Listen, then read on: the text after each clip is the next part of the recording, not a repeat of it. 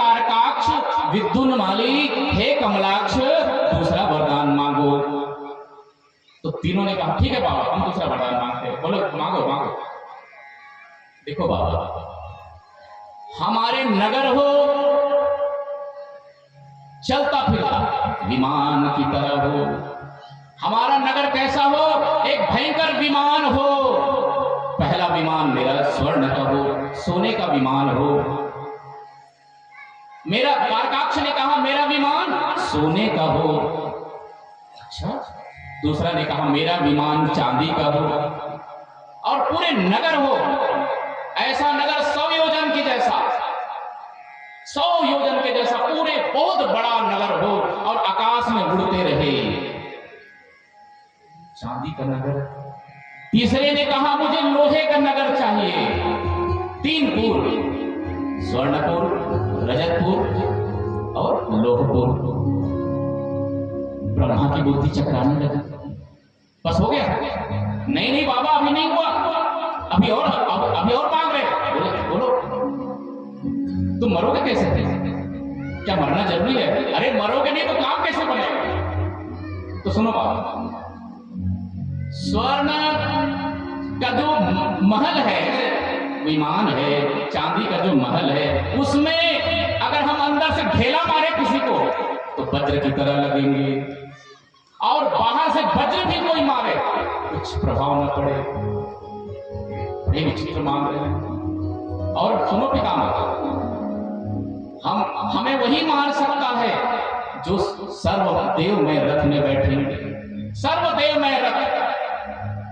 और चारों वेद घोड़े बनेंगे, यानी बिना घोड़े का घोड़ा हो, बिना रथ के रथ हो, और बिना पहिए का पहिया हो, बिना धनुष का धनुष हो, और बिना बाण के बाण हो। उसमें महाकाल एक बाण से मारे। केवल अभिजीत नक्षत्र में 25 मिनट का मुहूर्त होगा। 20 से 25 मिनट का मुहूर्त होता है अभिजीत नक्षत्र।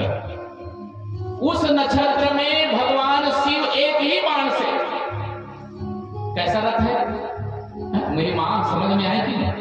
सर्वदेव में रथ, बिना घोड़े का घोड़ा हो, बिना रथ के रथ हो, बिना पहिए के पहिए हो, उसमें महादेव बैठेंगे और एक ही बाण से। कब? जब तीनों पुर एक हो जाएगा 1000 वर्षों के बाद में।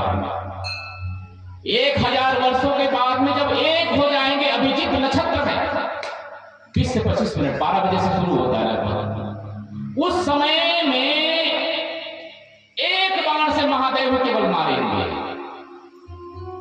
और वो भी बिना बाण के बाण, बिना रथ के रथ, उसमें बैठे। आश्चर्य के ब्रह्मा हो गया। हाँ बाबा हो गया।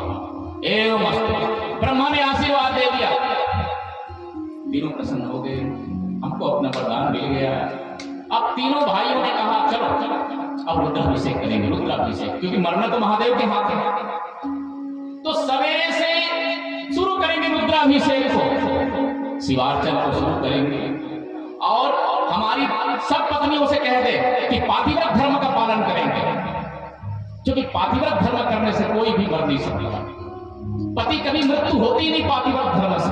तो महिलाओं से कहा सब पातिव्रत धर्म का पालन करें और हम लोग शिवार्चन करेंगे। तो सवेरे से शुरू हो जाते थे शिवार्चन, और शाम होते ही वो देवताओं पर आक्रमण करते थे। देवता लोग परेशान, और ये सवेरे रुद्राभिषेक करते हैं और शाम होते ही हमको ऐसा मारते हैं, ऐसा मारते कि हमको ठिकाना नहीं मिलता, और स्वर्ग पर आक्रमण कर दिया था। त्रिपुरासुर थे, 3 पुर, वो त्रिपुरासुर कहलाते थे। स्वर्णपुर, रजतपुर, लोहपुर के मालिक त्रिपुरासुर तीनों भाई जो है शाम होते ही देवताओं पर आक्रमण कर देते हैं। तो देवता परेशान, क्या करें? त्राहिमाम त्राहिमाम त्राहिमाम, हे भोलेनाथ रक्षा करो, भोलेनाथ रक्षा करो। क्या बोला भोलेनाथ? वो अंदर से ढेला भी मारता है तो हमारे वज्र की तरह लगते हैं, और हम लोग जब मारते हैं वज्र से तो दिखाई नहीं देता, कोई प्रभाव नहीं पड़ता है, उस पता नहीं कहां से आता है और हम लोग परेशान, हम गुफाओं में छुप रहे हैं प्रभु, हमारे स्वर्ग पर आक्रमण कर लिया उसने, हम कमराओं में छुप रहे हैं, जंगलों में छुप रहे हैं प्रभु, क्या करें। देवता परेशान। भोलेनाथ ने कहा वो हमारा शिवार्चन करता है, हम कैसे मार सकते हैं उसको। आप तुम ही बताओ देवताओं, जो हमारा शिवार्चन करे, हमारी पूजन करे, हम कैसे मारेंगे। कुछ रास्ता जाओ उसी छैया के पास, वो नारायण के पास ही जाओ, वही कुछ करेंगे। तो नारायण के पास में आए, भगवान विष्णु के पास में आए, सब देवता भगवान विष्णु के पास में आए। तो भगवान विष्णु ने कहा भोलेनाथ की आज्ञा हो गई। बोले हाँ।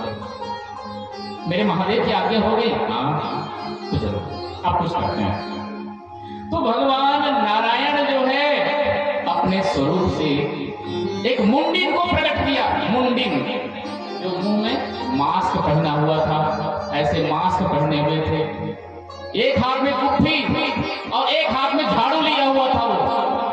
अब वो दूसरा अर्थ नहीं लगा लेगा, झाड़ू मतलब कोई दल का नेता नहीं था,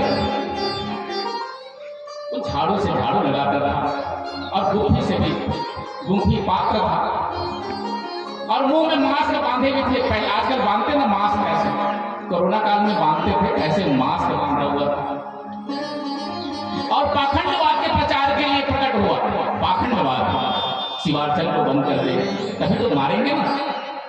शिवार्चन जब तक होगा कोई मर नहीं सकता हो, जब तक वैदिक धर्म का पालन है। याद रखिएगा आप लोग भी याद रखना, जब तक आपके पास में वैदिक धर्म है, लिंगार्चन, श्राद्ध करना, देव धर्म, ये सब है, आपको कोई नहीं मान सकता, आपको अकाल मृत्यु हो ही नहीं सकती। बिल्कुल सत्य। तो वो जो मुंडिन नाम था उसका, क्या नाम था? मुंडिन। वो मुंडा था, बाल नहीं थे उसके, मुंह में मास्क बांधे हुए थे, झाड़ू लिया हुआ था, गुम्फी पात्र लिया हुआ था और पाखंडवाद का प्रचार कर रहे थे। त्रिपुरासुर में गए, तीनोपुर में गए, तीनोपुर वालों ने भगा दिया उसको, जाओ यहां तुम्हारे कोई जगह नहीं करती, भगा दिया। भगवान नारायण के पास में आए, प्रभु वो तो हमारी कोई सुनता ही नहीं है। तो भगवान विष्णु ने नारद जी को याद किया, जो सारे काम को बिगाड़ दे और सारे काम को संवार दे, वो नारद जी को याद किया। नारद जी आए। नारद हाँ प्रभु, जाओ तो मुंडिन के शिष्य हो जाओ, ये मुंडिन के शिष्य हो जाओ। प्रभु मुंडिन के शिष्य हो जाऊंगा, कहीं मैं भी पाखंडवाद में आ गया तो मेरा तो पतन हो जाएगा प्रभु। अरे रे नारद जी, तुम्हारा पतन नहीं होगा, मैं आशीर्वाद देता हूं, तुम मुंडिन के प्रभाव में नहीं आओगे। ठीक है प्रभु, जब आप कहते हैं तो ये मुंडिन, ये नारद, अगर हम पाखंडवाद नहीं करेंगे तो त्रिपुरासुर का वध नहीं हो सकता, और जब तक राक्षस नहीं मरेंगे देवता लोग शांति से नहीं रहेंगे, इसलिए कुछ तो करना पड़ेगा। ठीक है प्रभु।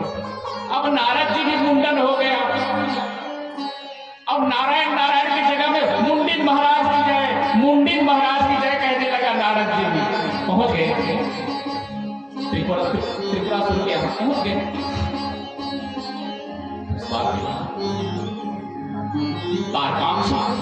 विद्युन्माली कमलाक्ष ने देखा, नारद जी आप? अरे भी हाँ मैं, ये तो मुंडिन महाराज सारे धर्मों की ज्ञाता है, मुझे जो आनंद मिल गया कभी नहीं मिला था, आज इतना आनंद आ रहा है मुझे, ये मुंडिन महाराज के द्वारा है। अच्छा, और ये सारे धर्म शास्त्र को जानते हैं ये मुंडिन महाराज। आजकल पाखंडवाद बहुत है, जो देवी देवता को नहीं मानते, जेल में बंद है लेकिन फिर भी प्रचार कर रहे हैं और हम लोग उसकी बातों में आ जाते हैं। याद रखना, देवता गया, देवी देवता के पूजन गए आपके जीवन में, ब्रह्मा विष्णु महेश न हो, शिवार्चन न हो, श्राद्ध कर्म न हो, देव धर्म न हो, उस स्थान में निश्चित पाखंड होगा। आजकल बहुत ऐसे चल रहे हैं, और फिल्म बना ले तो चांद में भगवान हो जा रहे हैं। सोचो, मुसलमान भी भगवान हो जा रहे हैं। फिल्म बनाते मनोज कुमार जैसा व्यक्ति, सीरियल बनाते वो भगवान हो जा रहे काल्पनिक। हम अपने श्री हरि नारायण को छोड़ देते हैं, हम भोलेनाथ को छोड़ देते हैं और पाखंड को अपना लेते हैं, वहीं से पतन शुरू हो जाता है। याद रखिए। तो नारद जी जब बन गया तो त्रिपुरासुरों ने कहा कि हमें भी दीक्षा लेनी है। यार दीक्षा ले लिया मूललिंग से। धीरे धीरे पूरे नगर के लोग दीक्षा ले लिया,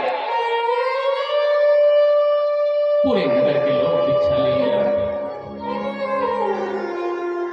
और पाखंडवाद का प्रचार करने लगा। वो क्या कहा?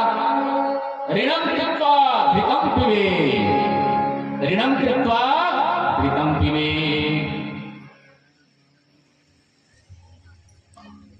अरे ऋण लो, अगर कुछ नहीं है तो ऋण लेते जाओ, घी पियो, भोग करो, शरीर ही सब कुछ है, शरीर ही सब कुछ है, आत्मा कहां है? आत्मा शरीर ही सब कुछ। छोड़ो ये जल से स्नान कराना, दूध से स्नान कराना छोड़ो, ये शरीर ही सब कुछ है, भोग ही सब कुछ है, भोग अमृत है, यही अमृत की प्राप्ति है।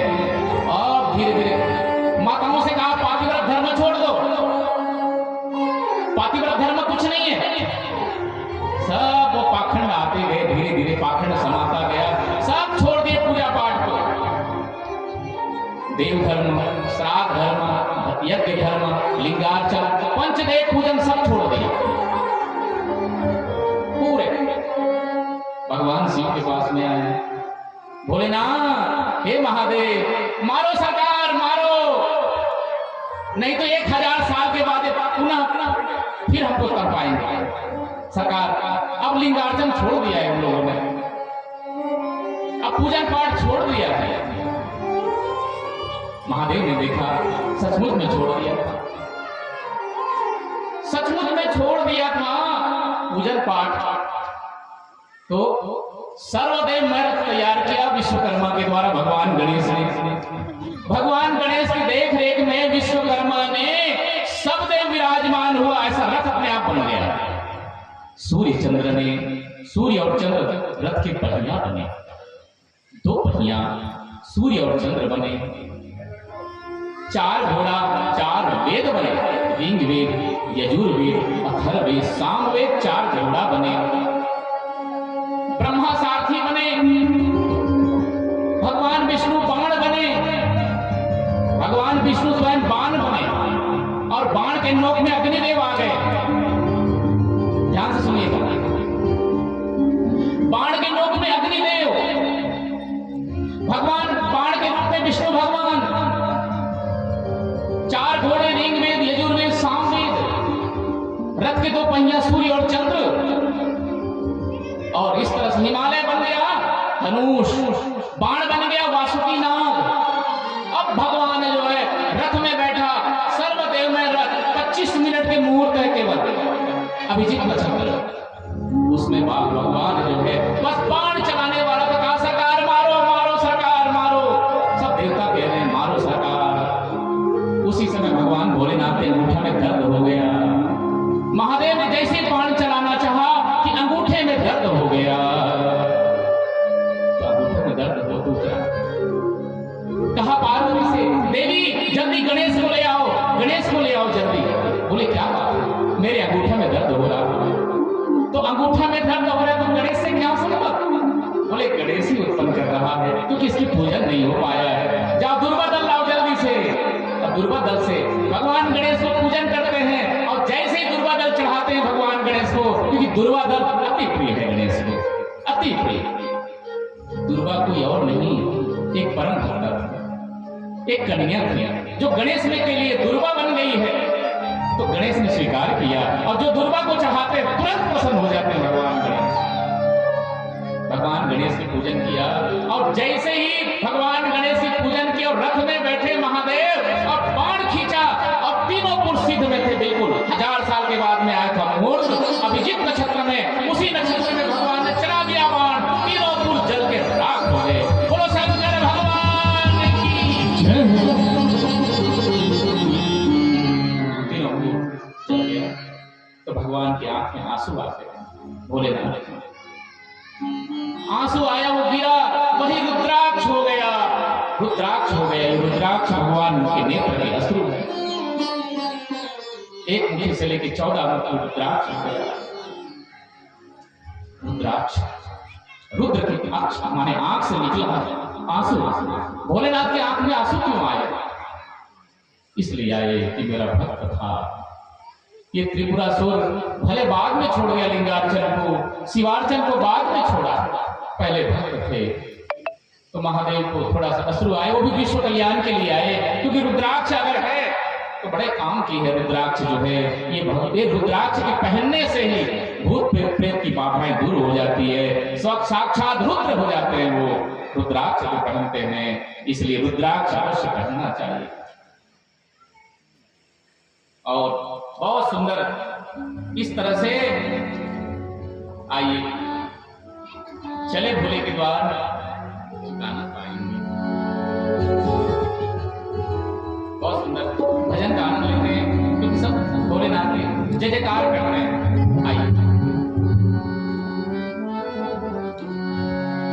चल भोले के द्वार ठिकाना पाएगा, चल भोले के द्वार ठिकाना पाएगा, चल भोले के द्वार ठिकाना पाएगा।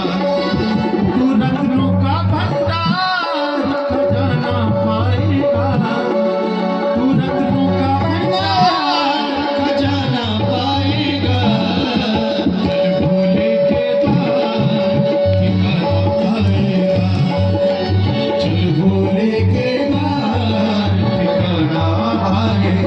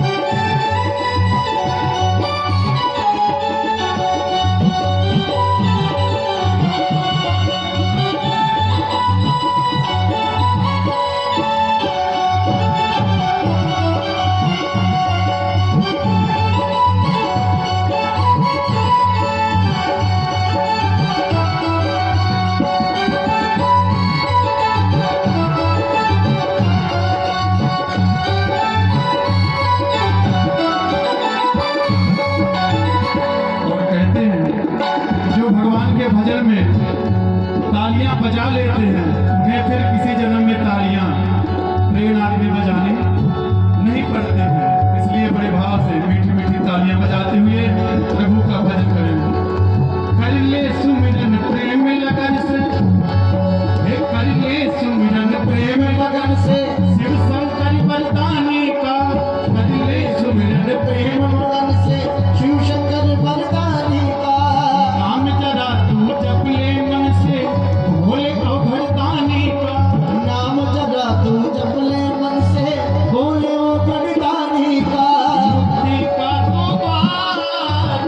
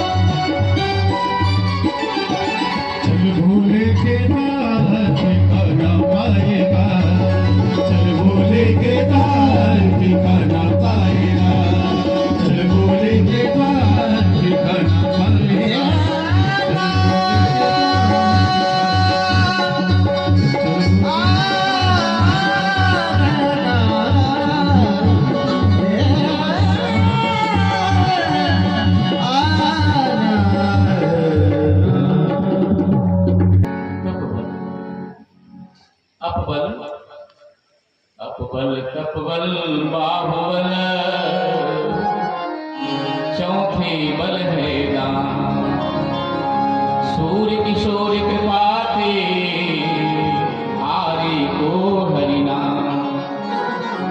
तो ठिकाना वही है चल भोले के द्वार, कि दुर्गा सर्टिफिकेट ठिकाना है हम सबके, आ जाए करना। तो ठिकाना के लिए देवराजेंद्र और बृहस्पति जी महाराज आए। बहुत बढ़िया कथा है जालंधर की, ध्यान से सुनना। बात थोड़ी एक कथा है जालंधर की बात। जालंधर, तो जालंधर वध को देखना है, बड़ा आनंद आता है इस कथा में। ध्यान से बैठना, जीवन में बहुत हो गया, अब थोड़ा सा भगवान के लिए समय निकालना है। तो देवराजेंद्र ने सोचा चलो भगवान भोलेनाथ के दर्शन करते हैं, और साथ में देव गुरु बृहस्पति भी, दोनों चल पड़े भगवान भोलेनाथ के लिए कैलाश। कहते हैं संत मिलन को जाइए तजी मद अभिमान, जो जो पग आगे बढ़े तीर्थ कोटि समान। करोड़ों तीर्थ के समान हो जाता है जब संत के दर्शन के लिए जाते हैं, जब महादेव के दर्शन के लिए जाते हैं, क्योंकि महादेव सबसे बड़ा अघोरी है। तो भगवान भोलेनाथ ने परीक्षा के लिए अघोर रूप धारण कर लिया, दिगंबर रूप धारण कर लिए। महादेव दिगंबर बन गए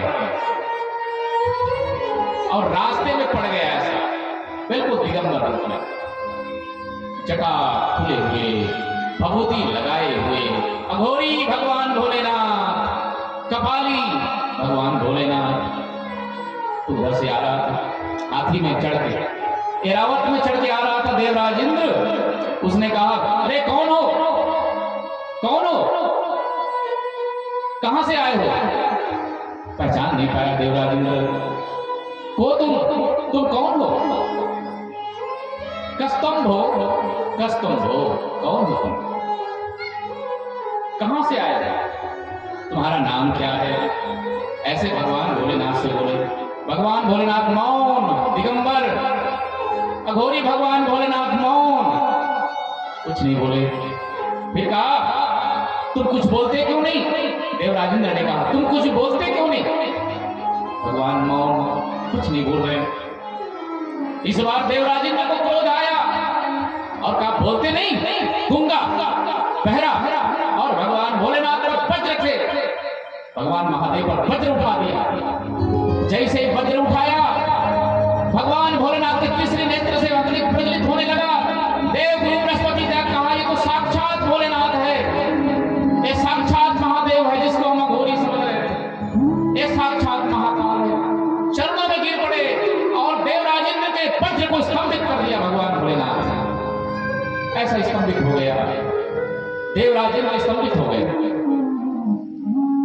भगवान भोलेनाथ की बड़ी सुंदर स्तुति करते हैं देव गुरु बृहस्पति। प्रभु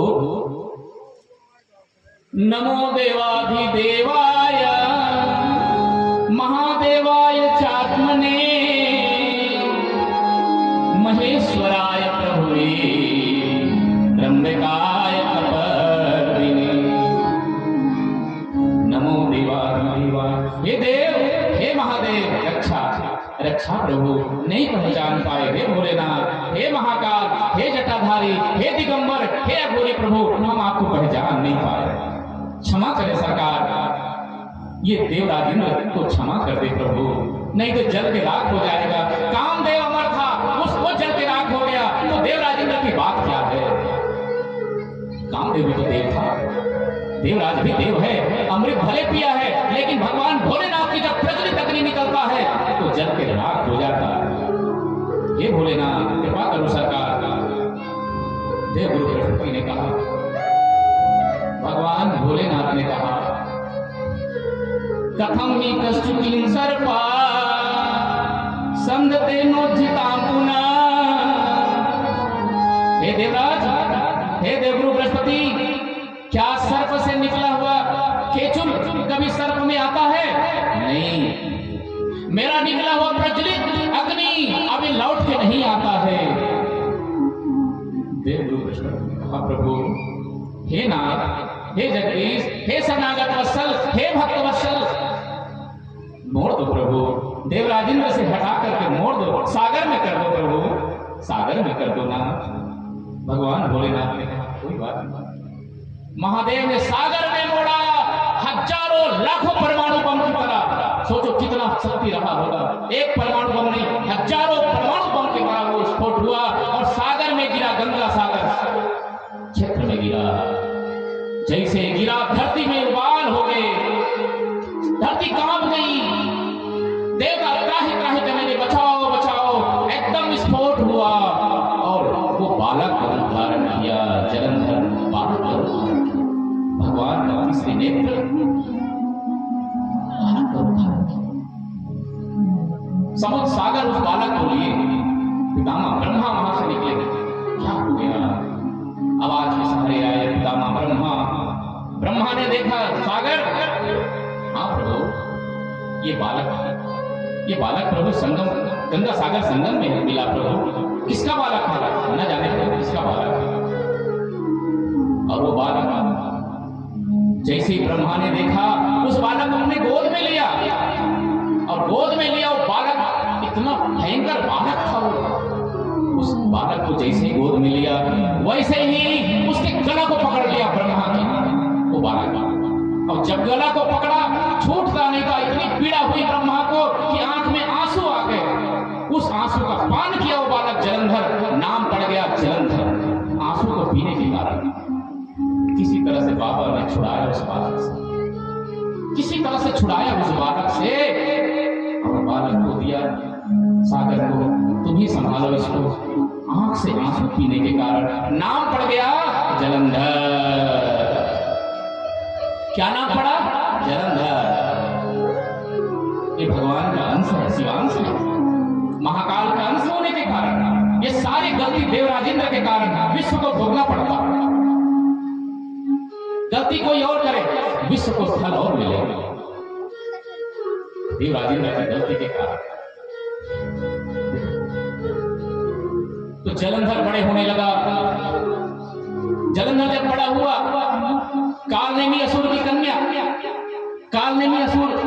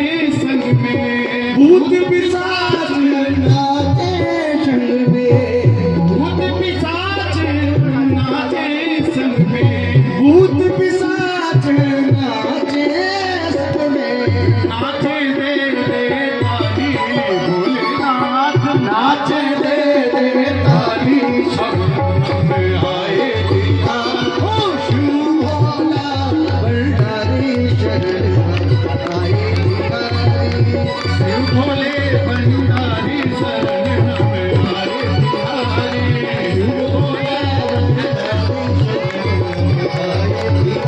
ओ रखियो लाज हमारी शरण में आए दिया, ओ रखियो लाज हमारी शरण में आए दिया, शरण में आए दिया, शरण में आए दिया। हाँ, रिद्धि सिद्धि को स्वागत करते हैं। भगवान गणेश के साथ में सिद्धि और बुद्धि दो विश्व रूप की कन्याएं हैं। ये मंगल मूर्ति गणेश जो बीच में है उनको जयमाला डालेंगे। तो आइए मंत्रों के साथ में हाँ पहले रिद्धि सिद्धि डालेंगे। मंगलम भगवान विष्णु मंगलम गरुड़ध्वज मंगलम पुंडरीकाक्ष मंगलाय करो हरे।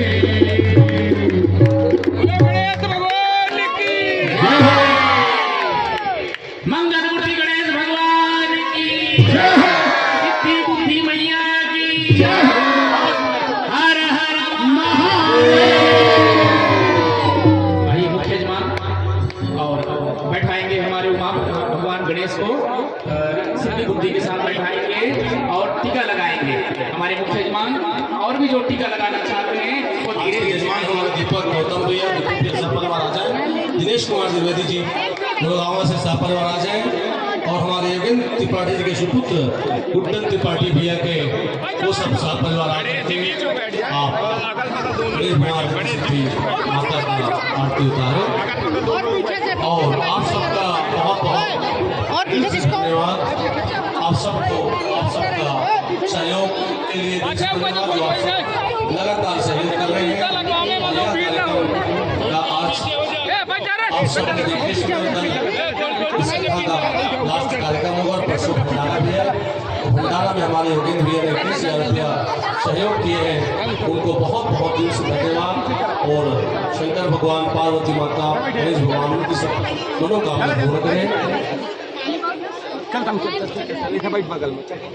और सभी जानदाता भाई बहन ईश्वर बंधन से बहनों के निवासी आप सहयोग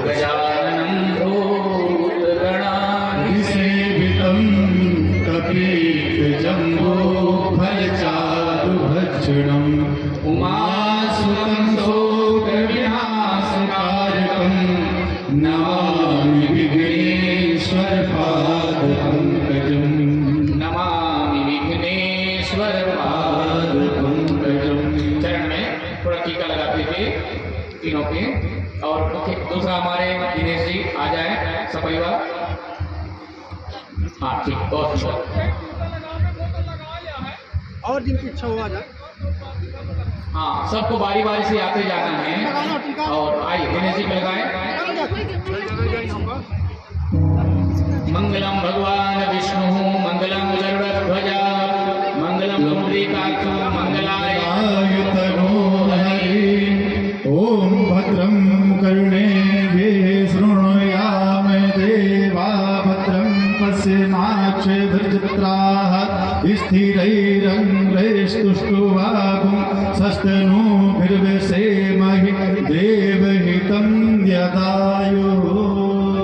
सब आते जाए सीख लो। अब आरती की तैयारी में आरती सजाएंगे हमारे आचार्य जी मंदिर के साथ।